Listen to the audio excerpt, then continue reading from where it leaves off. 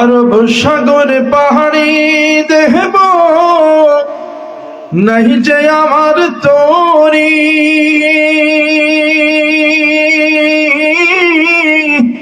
পাখি নই যে উড়ে যাব ডানাতে ভর করি। আরব সাগর পাড়ি দেব নাহি যে আমার তোরি, পাখি নই যে উড়ে যাব ডানাতে ভর করি। আশায় আছে সম্বল নাই, আশায় আছে সম্বল নাই, করি কি উপায়।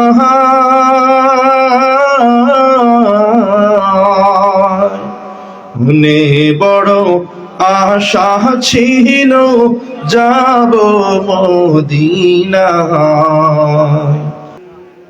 إن الله وملائكته يصلون على النبي يا أيها الذين آمنوا صلوا عليه وسلموا تسليما। শুনছেন না আয়াতটা? পরিচিত না আপনাদের? খেয়াল করেন, এই আয়াতের মধ্যে দুইটা অংশ আছে। একটা আয়াতের প্রথম অংশ আর একটা আয়াতের দ্বিতীয় অংশ, শেষ অংশ। প্রথম অংশের মধ্যে আল্লাহ পাক রব্বুল আলামিন দুরূদের গুরুত্ব সম্পর্কে দুনিয়াবাসীকে জানায় দেন, বুঝায় দেন। আল্লাহ পাক রব্বুল আলামিন বলেন, ইন্নাল্লাহা ওয়া মালাইকাতাহু ইউসাল্লুনা আলান নবী, নিশ্চয় আল্লাহ এবং আল্লাহর ফেরেশতাগণ যারা আছেন তারা নবীজির জন্য সদা সর্বদা দুরূদ সালাম পাঠাইতে থাকে। কে পাঠান? আবার বলেন নাকি? আল্লাহ, স্বয়ং আল্লাহ এবং আল্লাহর ফেরেশতারা নবীজি মুহাম্মদ রাসূলুল্লাহ সাল্লাল্লাহু আলাইহি ওয়াসাল্লামের জন্য দুরূদ পাঠাইতে থাকেন। এতটুকুর দ্বারাই আল্লাহ পাক রব্বুল আলামিন দুরূদের গুরুত্ব বুঝায় দিলেন। আয়াতের পরবর্তী অংশে আল্লাহ পাক রব্বুল আলামিন ঈমানদার বান্দাকে আদেশ করে জানায় দিচ্ছেন, ইয়া আইয়ুহাল্লাযীনা আমানু, ওহে দুনিয়ার ঈমানদার বান্দা। বলে হুজুর ঈমানদার কারা? আমরা যারা এখানে বসেছি কেউ কি নিজেকে বেঈমান দাবি করি? সবাই দাবি করি আমরা ঈমানদার। কি দাবি করি বলেন না? সবাই দাবি করি আমরা ঈমানদার। আল্লাহ পাক রব্বুল আলামিন ঈমানদার বান্দাকে আদেশ করে ডেকে ডেকে জানায় দিচ্ছেন, ইয়া আইয়ুহাল্লাযীনা আমানু সাল্লু আলাইহি ওয়া সাল্লিমু তাসলিমা। ও ঈমানদার বান্দা, তোমরাও বেশি বেশি করে নবীজির জন্য দুরূদ সালাম পাঠাও। কেননা স্বয়ং আল্লাহ পাক রব্বুল আলামিন আল্লাহর ফেরেশতাগণ নবীর জন্য দুরূদ পাঠান। এই জন্য আল্লাহর পক্ষ থেকে আদেশ, আল্লাহর পক্ষ থেকে অর্ডার হলো, ও দুনিয়াবাসী, ও দুনিয়ার ঈমানদার যারা নিজেকে ঈমানদার দাবি করো, ভালো করে শুনে নাও, তোমরা নবীজির জন্য বেশি বেশি করে দুরূদ সালাম পাঠাইতে থাকো। এখন প্রশ্ন আসতে পারে, হুজুর আমরা তো দুনিয়ার জমিনে লাভ ছাড়া কোনো কাজ করতে চাই না, ব্যবসা করি সেখানেও লাভ আছে না নাই? বলেন না, আছে না নাই? কাজ করি, শ্রম দেই, সময় দেই, সময়ের মধ্যে লাভ আছে। দোকানের সময় দিলে ইনকাম হয়, ব্যবসায় সময় দিলে ইনকাম হয়, কোনো কিছুতে দুনিয়ার কোনো কাজের মধ্যে সময় দিলে সেখান থেকে একটা লাভ আসে। এই যে দুরূদ শরীফ যে আমরা পড়বো, এখানে লাভ কি? এখানে ফায়দা কি? এই প্রশ্নের জবাব আল্লাহর নবী মুহাম্মদ রাসূলুল্লাহ সাল্লাল্লাহু আলাইহি ওয়াসাল্লাম অসংখ্য হাদিসের মাধ্যমে দিয়েছে। দুরূদ সংক্রান্ত, দুরূদের ফাজাইল সংক্রান্ত অসংখ্য অগণিত হাদিস এসেছে। তার মধ্য থেকে দুই চারটা হাদিস বলা যায়, ভালো করে খেয়াল করেন। দুরূদের ফজিলতের হাদিস শুনলে দুরূদ পড়ার প্রতি আগ্রহ তৈরি হবে, তাই না? যদি আমরা কিছু একটা বিষয় নিয়ে জানি তো জানার মাধ্যমে আগ্রহ তৈরি হয়, না জানলে কিন্তু আগ্রহ তৈরি হয়? জানলে আগ্রহ তৈরি হয়। জেনে নেন, তাহলে আমলের প্রতি আগ্রহ তৈরি হবে, আমল করতে অন্তরের মধ্যে খুশি খুশি লাগবে। কথা বুঝাইতে পারছি? খেয়াল করেন, আল্লাহ নবী মুহাম্মদ রাসূলুল্লাহ সাল্লাল্লাহু আলাইহি ওয়াসাল্লাম হাদিসের ভাষায় এই দুরূদের ফাজাইল সম্পর্কে কত সুন্দর করে বুঝায় দিয়েছে। وعن عبد الله بن عمرو بن العاص رضي الله عنهما أنه سمع رسول الله صلى الله عليه وسلم يقول আব্দুল্লাহ ইবনে আমর ইবনে আল-আস রাদিয়াল্লাহু তাআলা আনহু থেকে বর্ণিত নবী করিম সাল্লাল্লাহু আলাইহি ওয়াসাল্লাম দুনিয়ার উম্মতদেরকে জানায় দিচ্ছেন মান সাল্লা আলাইয়া সালাতান সাল্লাল্লাহু আলাইহি বিহা আশরা। নবীজি মুহাম্মদুর রাসূলুল্লাহ সাল্লাল্লাহু আলাইহি ওয়াসাল্লাম বলেন আমার কোন উম্মত যদি আমার জন্য একবার দরুদ পড়ে কয়বার? আবার বলেন না কয়বার? নবীজি বলেন আমার কোন উম্মত যদি আমি নবীর জন্য মাত্র একবার দরুদ পড়ে একবার সাল্লাল্লাহু আলাইহি বিহা আশরা, আল্লাহর পক্ষ থেকে ওই উম্মতের জন্য 10টা রহমত নাযিল করা হয়। জোরে বলেন না সুবহানাল্লাহ। একবার দরুদ শরীফ পড়লে কয়টা রহমত পাওয়া যায়? আবার বলেন না কয়টা? একবার পড়লে কয়টা রহমত পাওয়া যায়? জোরে বলেন কয়টা? এই যে বলাইতেছি কেন জানেন? এটা মুখস্থ রাখার জন্য, যেন মনে থাকে, ইয়াদ থাকে, অন্তরে যেন গেঁথে যায়। তাহলে বলেন একবার দরুদ পড়লে কয়টা রহমত পাওয়া যায়? 10টা রহমত আল্লাহর পক্ষ থেকে নাযিল হয়। আমার কথা না, নবীর কথা, হাদিসের কথা। হাদিসের মধ্যে এসেছে, মুসলিম শরীফের 384 নম্বর হাদিস। এই হাদিসের মধ্যে নবীজি বলেন কেউ যদি একবার দরুদ পড়ে আল্লাহর পক্ষ থেকে কয়টা রহমত পাওয়া যায়?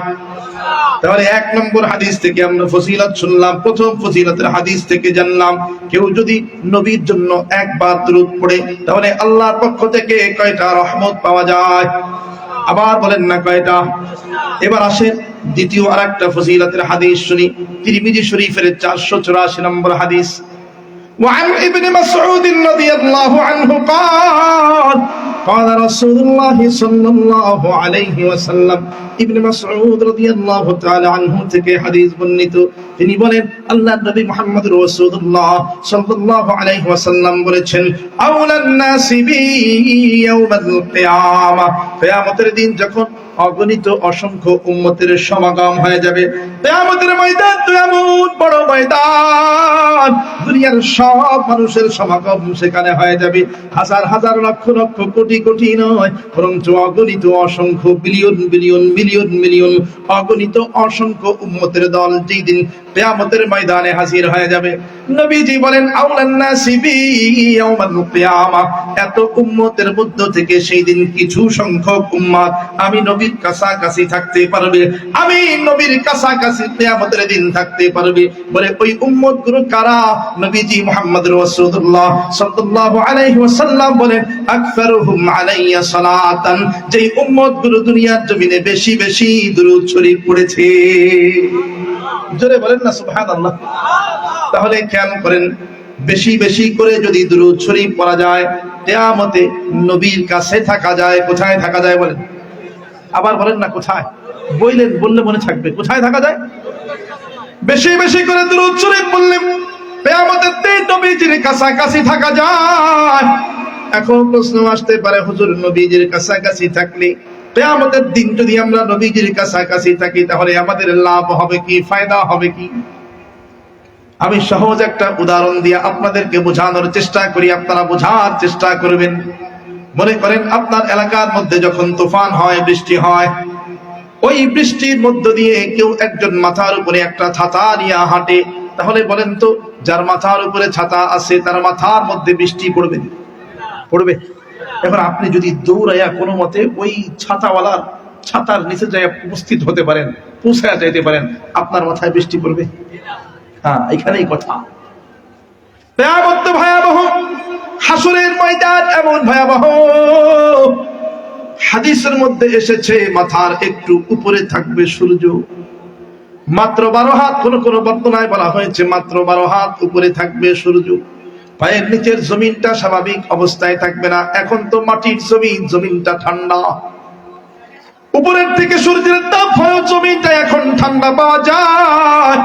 কিন্তু কিয়ামত এতটা ভয়াবহ, হাসরের ময়দান এতটা ভয়াবহ, ওই সূর্যের তাপে এই জমিনটা তামা হয়ে যাবে, ওই তামাগুলো আবার সূর্যের তাপে প্রচন্ড রকমের গরম হয়ে যাবে। মুহাদ্দিসিনে কেরাম বলেন ওই জমিনের মধ্যে, তামার জমিনের মধ্যে কিয়ামতের দিন হাসরের ময়দানে বান্দা যখন হাঁটতে যাবে, আপনি আমি যখন হাঁটতে যাব, তখন পায়ের চামড়াগুলো ওই জমিনের সঙ্গে লাইগা থাকবে। সামনের দিকে আগানোর চেষ্টা করলেও সামনের দিকে আগানো সম্ভব হবে না।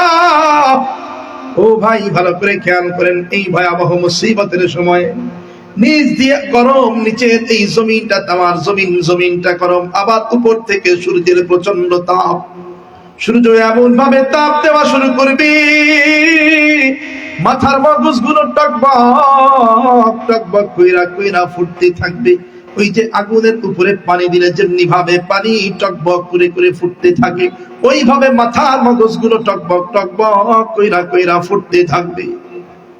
বুঝে থাকলে বলেন, সেই সময় নবীজি যেই জায়গায় দাঁড়ায় থাকবেন সেই জায়গায় সূর্য তাপ দেবে? তাপ দেবে? সূর্যের বাপের ক্ষমতা আছে না? তাপ দেওয়ার ক্ষমতা নেই। সূর্য সেই দিন সেই জায়গায় তাপ পৌঁছাবে না, সেই জায়গায় থাকবে আরশের ছায়া। আপনি আমি যদি বেশি বেশি করে দুরূদ পাঠ করার মাধ্যমে সেই দিন নবীজির কাছাকাছি থাকতে পারি, সেই দিন যদি নবীজির কাছে যায় থাকতে পারি, তাহলে আশা করা যায় আমরাও নবীজির ছাতার নিচে ঢুকে যাব, ওই ছায়ার নিচে আমরাও ঢুকে যাব, যে কারণে আমাদের মাথা পর্যন্ত সূর্যের তাপ পৌঁছাবে না। জোরে বলেন না সুবহানাল্লাহ। তাহলে দ্বিতীয় হাদিস থেকে আমরা এটাই জানলাম, কেউ যদি বেশি বেশি করে দুরূদ পাঠ করে কিয়ামতের দিন কোথায় থাকতে পারে? নবীর কাছে। বলেন না, এটা মনে রাখেন, নবীজির কাছে। কোথায়? নবীজির কাছে থাকলে আর কোনো ভয় আছে? আর কোনো টেনশন আছে? বলেন। তাহলে বলেন, বেশি বেশি দুরূদ পড়লে কিয়ামতের দিন কোথায় থাকা যায়? নবীজির কাছে। প্রথমটা মনে আছে না ভুলে গেছেন? একবার দুরূদ পড়লে কয়টা রহমত পাওয়া যায়? মাশাআল্লাহ, মনে আছে, দেখা যায়। একবার পড়লে কয়টা রহমত? শিখেন, ওয়াজ শিখেন, না শিখলে লাভ নাই। তাহলে একবার দুরূদ পড়লে কয়টা রহমত? 10টা। দ্বিতীয়তে বললাম, কেউ যদি বেশি বেশি দুরূদ পড়ে হাসরের ভয়াবহ ময়দানে কোথায় থাকতে পারে? আবার বলেন, কোথায় থাকতে পারে? নবীজি মুহাম্মদুর রাসূলুল্লাহ সাল্লাল্লাহু আলাইহি ওয়াসাল্লামের কাছে থাকা মানে আর কোনো পেরেশানি নাই, কোনো টেনশন নাই। এবার আসেন আরো একটা ফজিলতের হাদিস শুনি। কিতাবের নাম মাজমাউজ জাওয়াইদ, 17022 নম্বর হাদিস। ওয়া আন আবি দারদা রাদিয়াল্লাহু আনহু قال قال رسول الله صلى الله عليه وسلم, সাহাবী আবু দারদা রাদিয়াল্লাহু তাআলা আনহু থেকে হাদিস বর্ণিত। তিনি বলেন, নবী করিম সাল্লাল্লাহু আলাইহি ওয়াসাল্লাম বলেছেন, মান সাল্লা আলাইয়া হিনা ইউসবিহু 10 ওয়া হিনা ইউমসি 10। নবীজি মুহাম্মদুর রাসূলুল্লাহ সাল্লাল্লাহু আলাইহি ওয়াসাল্লাম বলেছেন, আমার কোন উম্মত যদি সকালে 10 বার দুরূদ শরীফ পড়ে, সকালে কয়বার বলেন না? আবার বলেন না, কয়বার?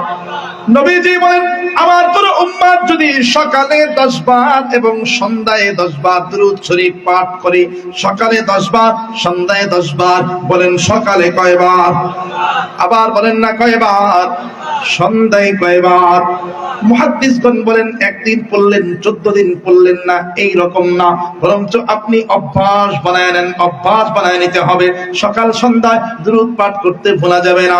নবীজি বলেন, এইভাবে সকাল সন্ধ্যায় 10 বার কইরা মাত্র 20 বার কোন উম্মত যদি নিয়মিত ভাবে অভ্যাসগত ভাবে দুরূদ শরীফ পাঠ করতে পারে, আদরাকাতহু শাফাআতি ইয়াউমাল কিয়ামা, কিয়ামতের দিন ওই দুরূদ পাঠকারী উম্মতের জন্য আমি নবী আল্লাহর দরবারে সুপারিশ করব। জোরে বলেন না সুবহানাল্লাহ। আমার কথা না নবীজির কথা, আমার কথা না নবীর কথা। আচ্ছা বলেন তো, নবীজির শাফায়াত যদি কিয়ামতের দিন আমরা পাওয়া যায়, তাহলে আর কোনো ভয় আছে?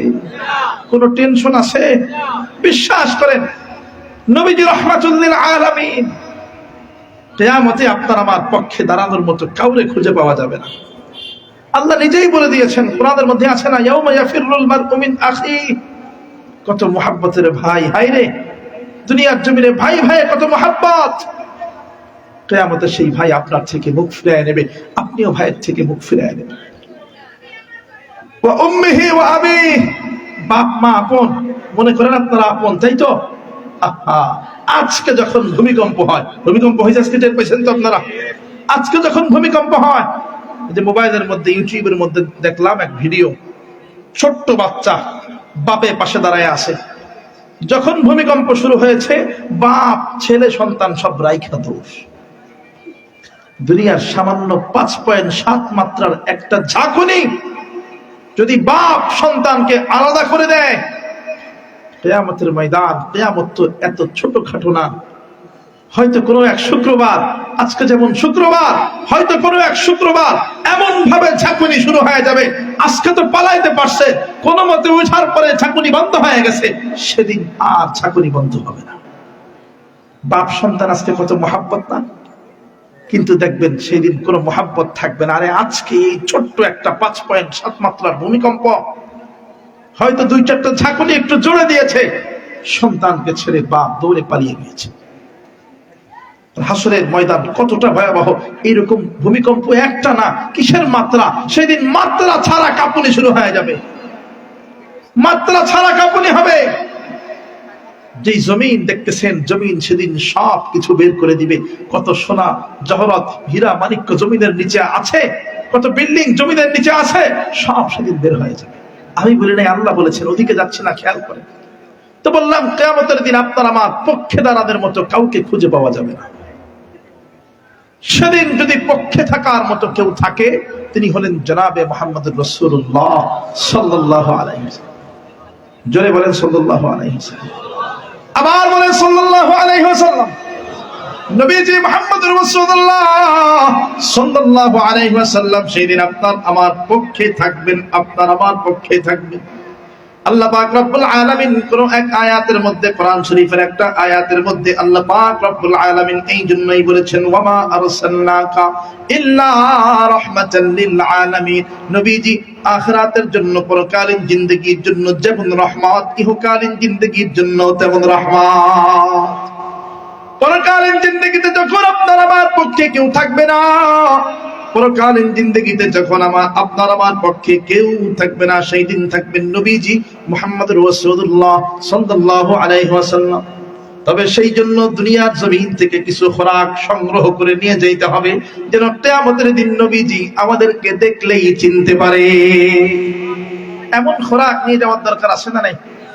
নবীজি মুহাম্মদুর রাসূলুল্লাহ সাল্লাল্লাহু আলাইহি ওয়াসাল্লাম দুনিয়াতেও আমাদের জন্য ছিলেন রহমত। খেয়াল করেন, বুখারী শরীফের একটা হাদিস খেয়াল করেন। নবীজি মুহাম্মদুর রাসূলুল্লাহ সাল্লাল্লাহু আলাইহি ওয়াসাল্লামের ছোট্ট চরিত্রের একটা বর্ণনা দেই। আল্লাহর নবী মুহাম্মদুর রাসূলুল্লাহ সাল্লাল্লাহু আলাইহি ওয়াসাল্লাম, আনাস রাদিয়াল্লাহু তাআলা আনহু থেকে হাদিস বর্ণিত, তিনি বলেন, আমি একবার নবীর সঙ্গে হাঁটতেছি, নবীজির সঙ্গে বের হয়েছি। তো নবীজির গায়ের মধ্যে সুন্দর একটা চাদর, ইয়ামানি কারুকার্যমণ্ডিত চাদর, মানে ওই ডিজাইন করা চাদর থাকে না, যেগুলোর পায়ের একটু মোটা আছে না, অনেক চাদর আছে না পায়ের একটু মোটা থাকে, আমরা বলি কাশ্মীরি চাদর। তো ওই সময় ইয়ামান রাজ্যে খুব সুন্দর সুন্দর চাদর ইয়ামান রাজ্যে বানানো হয়েছে। বলে ওই ইয়ামানি একটা চাদর আল্লাহর নবী মুহাম্মদুর রাসূলুল্লাহ সাল্লাল্লাহু আলাইহি ওয়াসাল্লামের শরীরের মধ্যে আছে। নবীজি মুহাম্মদুর রাসূলুল্লাহ সাল্লাল্লাহু আলাইহি ওয়াসাল্লাম হেঁটে হেঁটে পথ চলতেছেন। ওই সাহাবী আনাস রাদিয়াল্লাহু তাআলা আনহু বলেন, আমিও নবীর সঙ্গে, বলে নবীজি মুহাম্মদুর রাসূলুল্লাহ সাল্লাল্লাহু আলাইহি ওয়াসাল্লামের সঙ্গে আমিও হাঁটতেছি। হঠাৎ করে একজন ভিক্ষুক, একজন মুসাফির ফকির আয়েশা আল্লাহর নবী মুহাম্মদুর রাসূলুল্লাহ সাল্লাল্লাহু আলাইহি ওয়াসাল্লামের চাদরের মধ্যে হাত দিয়া জোরে একটা টান দিল। এমন ভাবে একটা টান দিয়েছে, হযরত আনাস রাদিয়াল্লাহু তাআলা আনহু বলেন, আমি মাথা উঁচু করে দেখি আল্লাহর নবী মুহাম্মদুর রাসূলুল্লাহ সাল্লাল্লাহু আলাইহি ওয়াসাল্লামের গলার মধ্যে চাদরের পাইরের একটা দাগ বসে গেছে, একটা দাগ বসে গেছে। ওই যে বললাম চাদরের মধ্যে হলো মোটা পাড়, যেই পাড়ের মধ্যে সুন্দর করে নকশি করা, বলে ওই সুতার একটা দাগ আল্লাহর নবী মুহাম্মদুর রাসূলুল্লাহ সাল্লাল্লাহু আলাইহি ওয়াসাল্লামের গলার মধ্যে, সুন্দর এই গলার মধ্যে ওই সুতার একটা দাগ পড়ে গেছে। বলে আমি মনে মনে ভাবলাম, নবীজি মুহাম্মদুর রাসূলুল্লাহ সাল্লাল্লাহু আলাইহি ওয়াসাল্লাম বোধহয় রাগ হয়ে যাবে, সাধারণত রাগ হওয়ার কথা। বলে ওই বেদুইন মুসাফির নবীজি মুহাম্মদুর রাসূলুল্লাহ সাল্লাল্লাহু আলাইহি ওয়াসাল্লামের চাদরের মধ্যে এইভাবে জোরে টান দিয়া ডাক দিয়া কয়, মুহাম্মদ, সবাইকে অর্ডার করো আমাকে কিছু টাকা পয়সা দেওয়ার জন্য।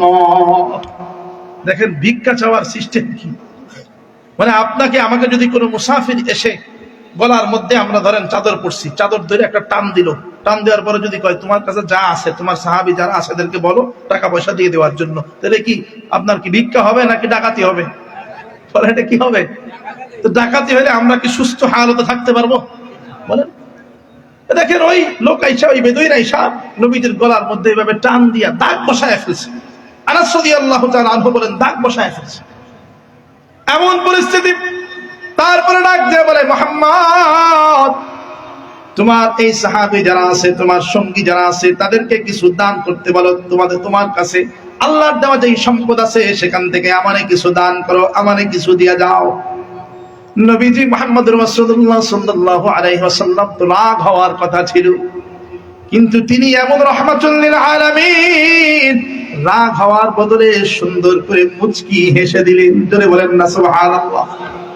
রাগ হওয়ার বদলে সুন্দর করে মুচকি হেসে দিলেন। মুচকি হেসে দেওয়ার সঙ্গে সঙ্গে আনাস রাদিয়াল্লাহু তাআলা আনহু বলেন, আমি অবাক হয়ে গেলাম। নবীজি মুহাম্মদুর রাসূলুল্লাহ সাল্লাল্লাহু আলাইহি ওয়াসাল্লাম রাগ হওয়ার বদলে সুন্দর করে মুচকি হাসলেন, এবং শুধু হেসেই ক্ষান্ত হন নাই, বরং সাহাবায়ে কেরামদের উদ্দেশ্য করে বললেন, ওগো আমার সাহাবীরা শোনো, তোমরা সবাই তোমাদের কাছে যে সম্পদ আছে তার থেকে কিছু সম্পদ, কিছু টাকা পয়সা এই বেদুইনকে দিয়ে দাও। والليل में जुल्फ मोहम्मद का तरन्नुम والشمس में रुखसार ये अहमद का तरन्नुम والفجر में है सुबह रसालत की बिशारात والعصر में है दौर नबुवत की बिशारात हर फूल में है रूह मदीना का तबस्सुम शाखों के लचक में कद आका का तकल्लुम यासीनों से मौला ने को भी उसको पुकारा, हबीबों को भी वर को भी तौसीनो इशारा। ये रमज़ है कुछ आशिक़ माशूक़ के माबैन, ये रमज़ है कुछ आशिक़ माशूक़ के माबैन। समझा है जिन्हें खल्क़ में एक सरवर कौनैन, समझा है जिन्हें खल्क़ में एक सरवर कौनैन। সবাই বলে সাল্লাল্লাহু আলাইহি ওয়াসাল্লাম, আবার বলে সাল্লাল্লাহু আলাইহি ওয়াসাল্লাম। তাহলে খেয়াল করেন নবীজি মুহাম্মদুর রাসূলুল্লাহ সাল্লাল্লাহু আলাইহি ওয়াসাল্লামের চরিত্র কত সুন্দর, আদর্শ কত সুন্দর। এই জন্য আল্লাহ পাক রব্বুল আলামিন নবীজি মুহাম্মদুর রাসূলুল্লাহ সাল্লাল্লাহু আলাইহি ওয়াসাল্লামকে দুনিয়ার জন্য রহমত বানিয়ে পাঠিয়েছেন। তিনি ইহকালীন জগতের জন্য যেমন রহমত, পরকালীন জগতের জন্য তেমন রহমত। এখন পরকালীন জগতে আপনি কাউরে খুঁজে পাবেন না।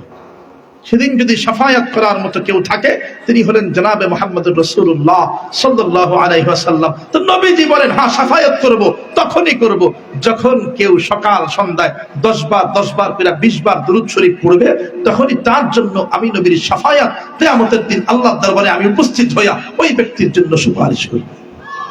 জোরে বলেন না সুবহানাল্লাহ। তাহলে আমরা 3টা হাদিস শুনলাম।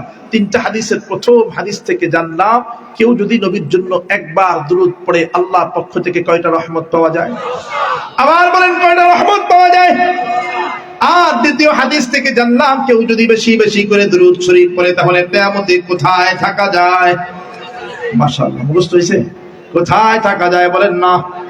আর 3 নম্বর হাদিস থেকে জানলাম, কেউ যদি সকালে এবং সন্ধ্যায় 10 বার করে 20 বার দুরূদ শরীফ পড়তে পারে তাহলে কিয়ামতের দিন কার শাফায়াত পাওয়া যায়? মাশাআল্লাহ, কার শাফায়াত? জোরে বলেন, কার? নবীজির শাফায়াত পাওয়া যায়। 3টা ফজিলতের হাদিস শুনলাম। এবার আসেন একটা ফজিলতের ছোট্ট ঘটনা শুনি।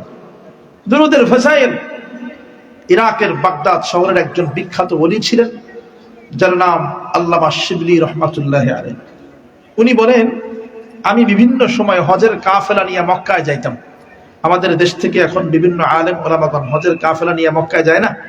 তো হজের কাফেলা নিয়ে যাইতাম। তো বলে, কাফেলা নিয়ে যাওয়ার পথে একবার হঠাৎ করে আমার এক কাফেলার মধ্যে এমন এক যুবকের দেখা পাইলাম, যে যুবক সদা সর্বদা আল্লাহর নবী মুহাম্মদুর রাসূলুল্লাহ সাল্লাল্লাহু আলাইহি ওয়াসাল্লামের জন্য দুরূদ শরীফ পড়ে। যদি বলেন না সুবহানাল্লাহ। যুবকটা শিক্ষিত যুবক, অশিক্ষিত না। সাধারণত আমাদের দেশের যুবক যারা হয় শিক্ষিত, যুবক হিসাবে একজন শিক্ষিত মানুষ চাই সে মাদ্রাসায় পড়ুক কিংবা স্কুলে পড়ুক, কিছু দোয়া কালমা সূরা কেরাত এগুলো তো অবশ্যই জানবে, তাই না? আল্লামা শিবলি রাহমাতুল্লাহি আলাইহি বলেন, আমার কাফেলার মধ্যে ওই যুবক এমন যুবক সদা সর্বদা শুধু আল্লাহর নবী মুহাম্মদুর রাসূলুল্লাহ সাল্লাল্লাহু আলাইহি ওয়াসাল্লামের জন্য দুরূদ শরীফ পড়ে, এমন ভাবে দুরূদ পড়ে দুনিয়ার অন্য সব দোয়া সে বাদ দিয়ে দিয়েছে। যেমন খাবারের সময় একটা দোয়া আছে না নাই? বলেন না, আছে না নাই? ঘুমের সময় দোয়া আছে না নাই?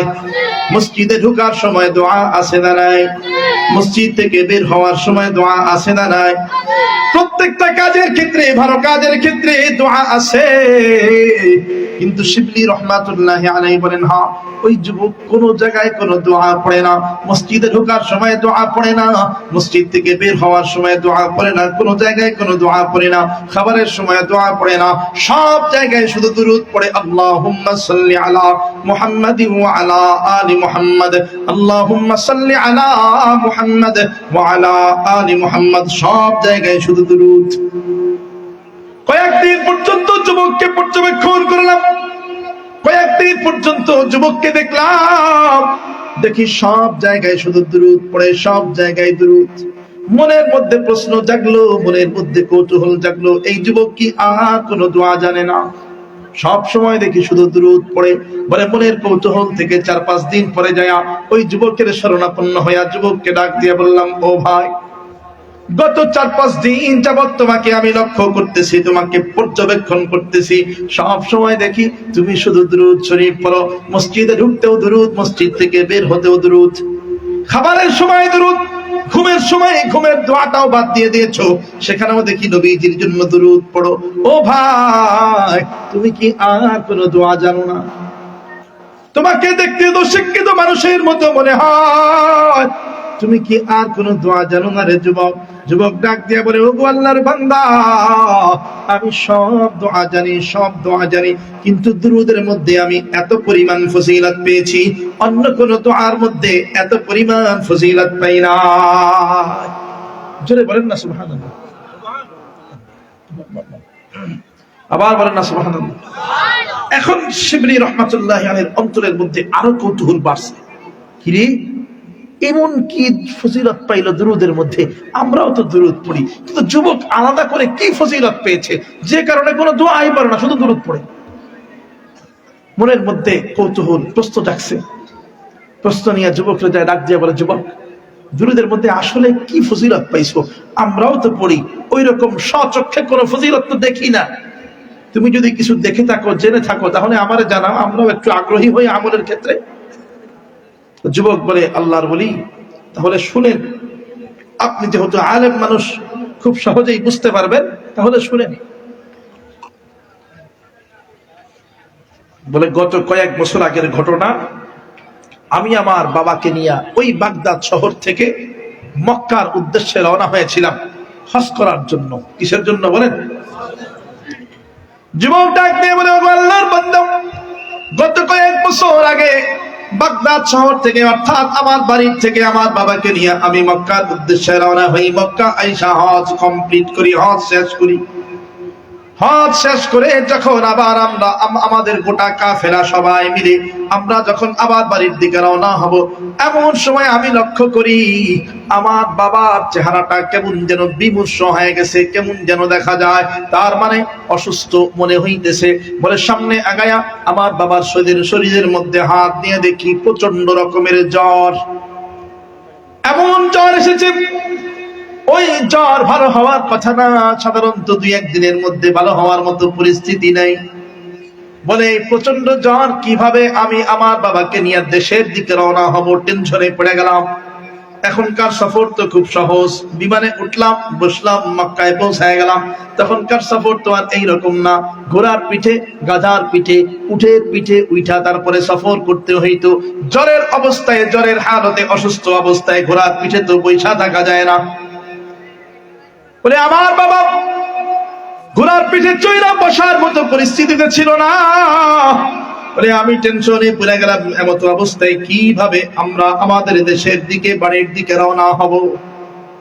টেনশনে পইরা গিয়া অন্য কাফেলার সাথীদেরকে জানায় দিলাম, কাফেলার অন্য সাথীদেরকে জানাই দিলাম, তোমরা সবাই চলে যাও, দেশে ফিরে যাও, আমাদের জন্য তোমাদের অপেক্ষা করার কোনো দরকার নেই।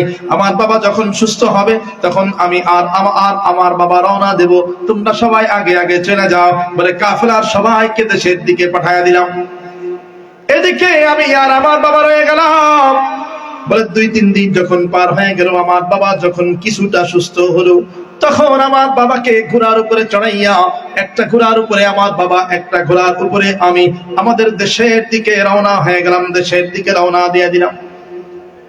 বিশাল বিশাল মরুভূমির পাড়ি দিয়া আমাদের দেশের দিকে পথ চলতেছিলাম। বলে পথ চলতে চলতে বিশাল এক মরুভূমির মধ্যে আসলাম। হঠাৎ করে আমার বাবার দিকে তাকায় দেখি আমার বাবা ঘোড়ার উপরে বৈশা থাকতে পারতেছে না, ঢুলুমুলু করে, তার মানে মনে হয় আবার শরীরের মধ্যে তাপ, শরীরের মধ্যে জ্বর এসে গেছে। তাড়াতাড়ি আমার ঘোড়ার থেকে নাইমা আমার বাবার ঘোড়ার সামনে দাঁড়ায়া আমার বাবার শরীরের মধ্যে হাত দিলাম। দেখি কথা সত্য, আসলেই ধারণা সত্য, বাবার শরীরের মধ্যে প্রচন্ড তাপ। এই অবস্থার মধ্যে এক পাও সামনে আগানো যাবে না, যে কোনো সময় ঘোড়ার থেকে পইরা অ্যাক্সিডেন্ট ঘইটা যাইতে পারে। বলে এই ফিকির করে তাড়াতাড়ি আমি ওই মরুভূমির মধ্যেই একটা তাঁবু টানায় দিলাম। সঙ্গে যেই বালিশ কাঁথা ছিল, সেই বালিশ কাঁথাটা তাঁবুর মধ্যে বিছাইয়া আমার বাবাকে ওই তাঁবুর মধ্যে শোয়া দিলাম। ভালো করে খেয়াল করে, আমার বাবাকে ওই তাঁবুর মধ্যে শোয়া দিলাম।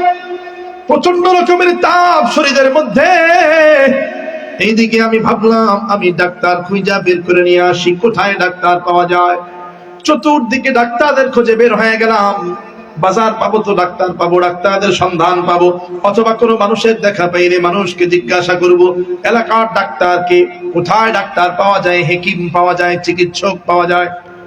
বলে চিকিৎসকের খোঁজে আমি 3-4 ঘন্টা পর্যন্ত চতুর্দিকে তালাশ করলাম। চিকিৎসক পাওয়া তো দূরের কথা, ডাক্তার পাওয়া তো দূরের কথা, বাজার পাওয়া তো দূরের কথা, একজন মানুষেরও দেখা পাইলাম না।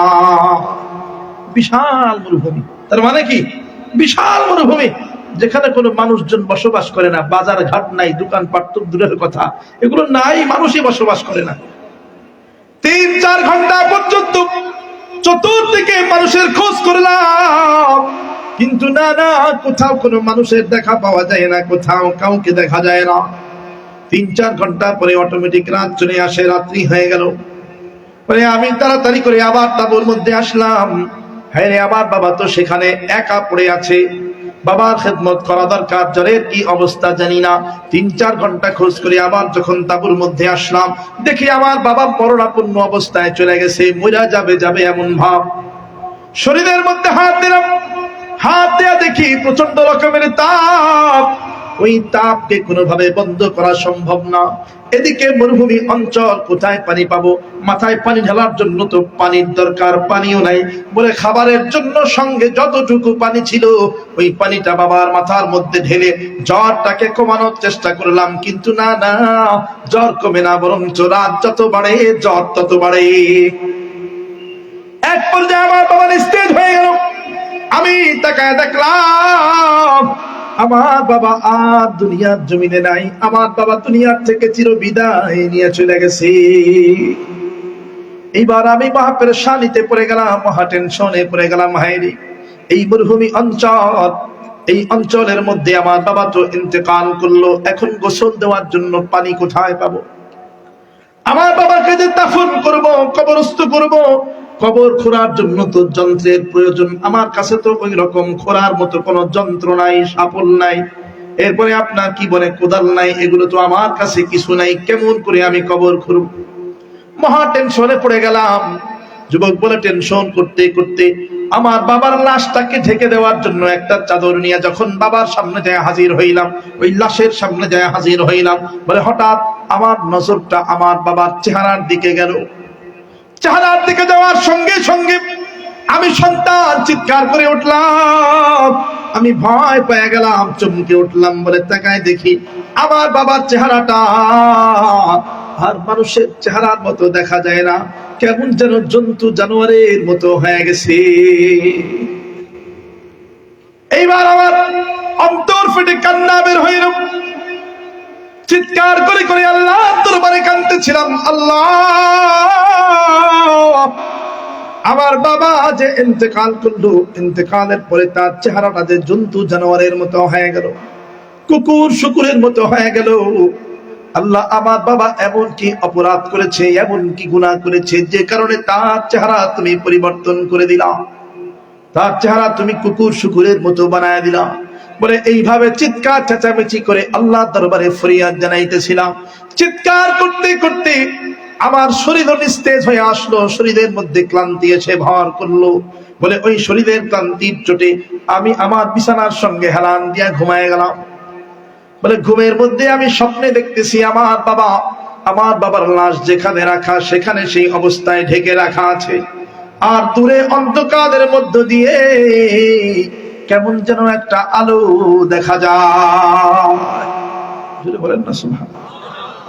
ওই আলোর দিকে আমি নজর দিলাম, নজর দিয়া দেখি আলোর মধ্য থেকে একজন আল্লাহর ওলি হেঁটে হেঁটে এক পা দু পা করে আমার বাবার লাশের দিকে আসতেছে। বলে আমি অপেক্ষা করলাম, দেখি তার মাথার মধ্যে সুন্দর পাগড়ি, গায়ের মধ্যে সফেদ জামা। ওই আল্লাহর ওলি এক পা দুই পা করে করে আমার বাবার লাশের সামনে আইসা দাঁড়াইল। দাঁড়ানোর পর আমি ওই আল্লাহর ওলির দিকে তাকাইলাম, দেখি ওই আল্লাহর ওলি আমার বাবার মুখের উপর থেকে কাপড়টা সরাইলো। ওই যে কুচকুচে কালো চেহারা, জন্তু জানোয়ারের মতো চেহারাটা ভেসে উঠল। ওই আল্লাহর ওলি নিজের হাত খাড়া দিয়া আমার বাবার মুখের উপরে মালিশ করে দিল, বুলায় দিল। বলে আমি তাকায় তাকায় দেখলাম ওই আল্লাহর ওলি আমার বাবার মুখে হাত বুলানোর সঙ্গে সঙ্গে আমার বাবার চেহারাটা পূর্ণিমার চাঁদের মতো সুন্দর হয়ে গেল। জোরে বলেন না সুবহানাল্লাহ। আমি ওই স্বপ্নের মধ্যে দৌড়ে গিয়ে ওই আল্লাহর ওলির পায়ের মধ্যে জড়ায় ধরলাম, ডাক দিয়া বললাম, ওগো আপনি কি এই মুসিবতের সময় আপনি কোত্থেকে আসলেন? আমি তো মুসিবতে পড়ে গেছি, এমন এক মুসিবতের সময় আপনি কোত্থেকে আগমন করলেন? আপনি কে? আপনার পরিচয় জানতে চাই। ওই আল্লাহর ওলি ডাক দিয়ে বললেন, যুবক ওঠো, উঠা দাঁড়াও। বলে আমি উঠলাম, দাঁড়াইলাম। বলে আমার দিকে তাকাও। বলে আমি তার চেহারার দিকে তাকায় মুগ্ধ হয়ে গেলাম। এত সুন্দর চেহারার মানুষ সারা দুনিয়ার জমিনে আর দেখা যায় না। সঙ্গে সঙ্গে ডাক দিয়ে বললাম, ওগো আপনি কি? আপনার মতো এত সুন্দর চেহারার মানুষ আমি দুনিয়ার জমিনে আর দেখি নাই, কখনো দেখি নাই। আপনি কে? আপনার পরিচয় জানতে চাই, আপনার পরিচয় জানায় দেন। বলে ওই আল্লাহর ওলি শেষ পর্যন্ত আমাকে ডাক দিয়া বলল, যুবক যেহেতু তুমি আমার পরিচয় শুনতে চাইতেছো তাহলে শুনে নাও, আমি আর কেউ নই, আমি হলাম দো জাহানের সরদার জনাবে মুহাম্মদুর রাসূলুল্লাহ सल्लल्लाहु अलैहि वसल्लम। वो आए जिनके आने की जमाने को जरूरत थी, वो आए जिनकी आमद के लिए बेचैन फितरत थी, वो आए नगमे दाऊद में जिनका तराना था, वो आए नगमे दाऊद में जिनका तराना था, वो आए गिरिए याकूब में जिनका फसाना था। সবাই বলেন সাল্লাল্লাহু আলাইহি ওয়াসাল্লাম। আবার বলেন সাল্লাল্লাহু আলাইহি ওয়াসাল্লাম। যুবক বলে আমি যখন নবীজি মুহাম্মদুর রাসূলুল্লাহ সাল্লাল্লাহু আলাইহি ওয়াসাল্লামের পরিচয় পেয়ে গেলাম, আমি তো তখন খুশিতে আত্মহারা হয়ে গেছি। ডাক দিয়ে বললাম, নবী গো, মনের মধ্যে কৌতূহল, মনের মধ্যে প্রশ্ন জাগে। আমার বাবা এত বিশাল এক মরুভূমির মধ্যে ইন্তেকাল করেছে, আমার বাবার ইন্তেকালের সংবাদ দেওয়ার মতো আমি কাউরে খুঁজে পাই নাই। কিন্তু নবী গো, মনের মধ্যে কৌতূহল প্রশ্ন, আপনি নবী এত দূর থেকে কিভাবে আমার বাবার মৃত্যুর সংবাদ পেয়ে গেলেন?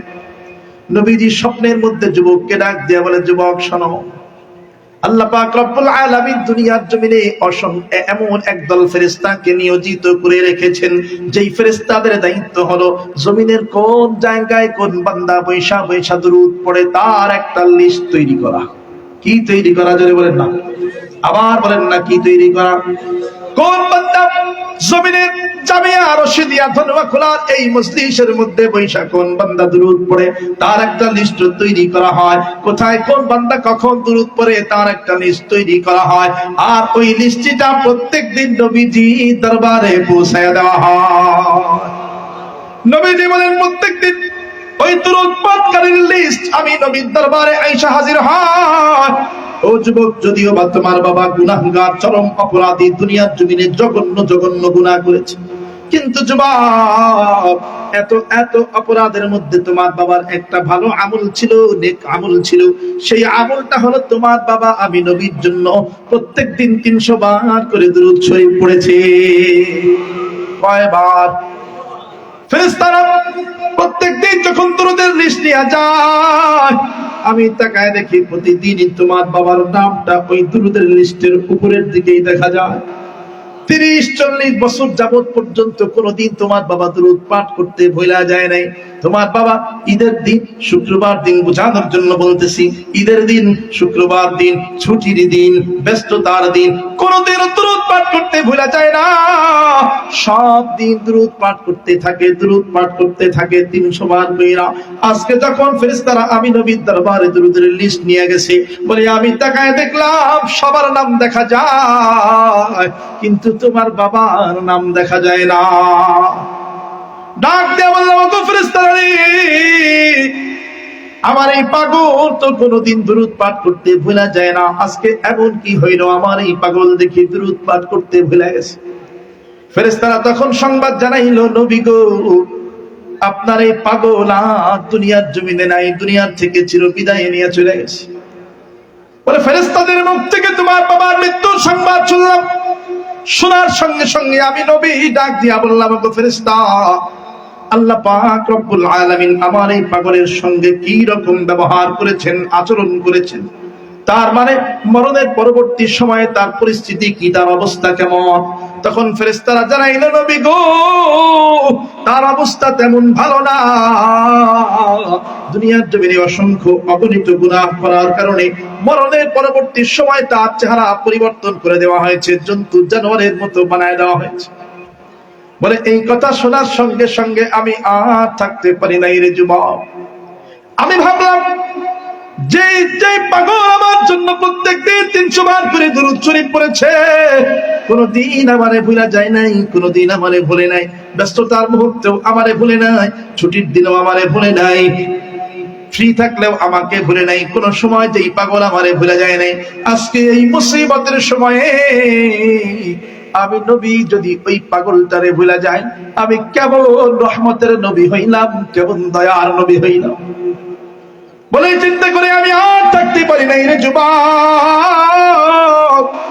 তোমার বাবার এই চেহারার মধ্যে আমার মুবারকময় হাতটাকে বুলাইয়া দিয়া চেহারাটা সুন্দর করে দেওয়ার জন্য আমি নবী আয়েশা হাজির হয়ে গেছি। हर के बाशद आमिले सल्लू मुदाम, हर के बाशद आमिले सल्लू मुदाम, आतिशे दोज़ख शुअद बरवई हराम, हर के साजद विरद जा सल्ली अला हाजते दारैन ऊ गिरदद रवा, बर मोहम्मद मेरा सालम सद सलाम, आ शफीए मुजरिमा यौमुल क़ियाम, आ शफीए मुजरिमा यौमुल क़ियाम। मदीनार पथेर झुली चोखे दिताम सुरमा बली, मदीनार पथेर झुली चोखे दिताम सुरमा बली, दुरूद सालाम दिताम, दुरूद सालाम दिताम प्रिय नबीर पाक चरणे, মন আমার চাই গো যেতে মদিনার ফুল বাগানে, মন আমার চাই গো যেতে মদিনার ফুল বাগানে, মন আমার রহে না ঘরে বাংলাদেশের কোনখানে, মন আমার রহে না ঘরে বাংলাদেশের কোনখানে, মন আমার চাই গো যেতে মদিনার ফুল বাগানে, মন আমার চাই গো যেতে মদিনার ফুল বাগানে। সবাই বলেন না সাল্লাল্লাহু আলাইহি ওয়াসাল্লাম। যুবক বলেন, নবীজির মুখ থেকে যখন আমি এই কথাগুলো শুনলাম, সঙ্গে সঙ্গে আমি আনন্দে আত্মহারা হয়ে জোরে একটা চিৎকার দিলাম। চিৎকার দেওয়ার সঙ্গে সঙ্গে আমার ঘুম ভেঙে গেল। ঘুম ভাঙার সঙ্গে সঙ্গে আসলেই আমার বাবার চেহারা পরিবর্তন হয়েছে কিনা দেখার জন্য আমি দৌড় মারলাম। দৌড়াইয়া চাই আমার বাবার মুখের উপর থেকে যখন কাপড়টা সরাইলাম, দেখি হা হা ওই স্বপ্নে দেখার মতো আমার বাবার চেহারাটা বাস্তবেই পূর্ণিমার চাঁদের মতো সুন্দর দেখা যায়।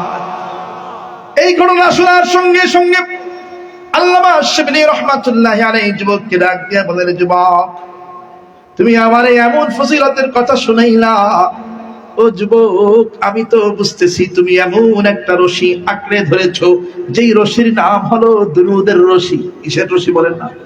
দুরুদের রশি। মানে এই রশিটাকে যদি তুমি তোমার বাবার মতো শক্ত করে আঁকড়ে ধরে থাকতে পারো, মানে বেশি বেশি যদি তুমিও তোমার বাবার মতো দুরুদ শরীফের আমল চালায় যাইতে পারো, তাহলে আমি শিবলির কাছে মনে হয় এই দুরুদের রশিটাই তোমাকে টানতে টানতে আল্লাহ জান্নাতে পৌঁছায় দেবে।